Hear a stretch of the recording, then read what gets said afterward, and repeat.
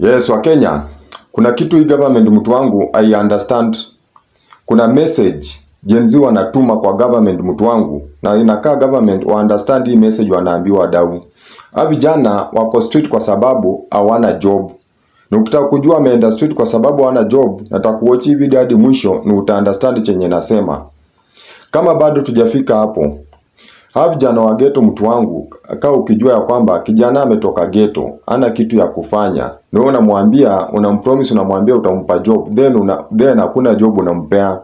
Wakati wa campaign mtu wangu alikampeni akisema bottom up, atapea vijana job, atawatoa chini awainue juu. Sasa wamengoja waoni kama inafanyika, na ndio sababu wako street.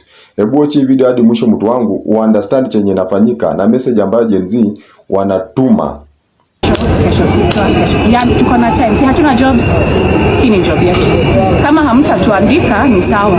In our constitution it says we have indirect and direct power, the people. The most educated people, they are in street. Wale watu wa hii mko na kazi. Nilishoti mimi pia lazimamo na shida na hii gava. Wale wako na mahali na Subaru ndio wanapita. Masafara wanatembea.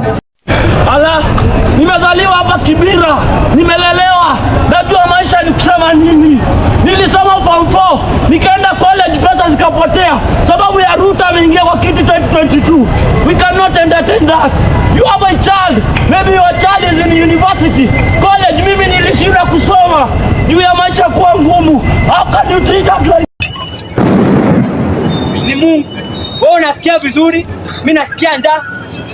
Vijana wetu wanabadilika, wanakuwa wezi, hakuna kazi, tukiandamana tunauliwa. Hakuna. Hiyo hakuna. Itawahi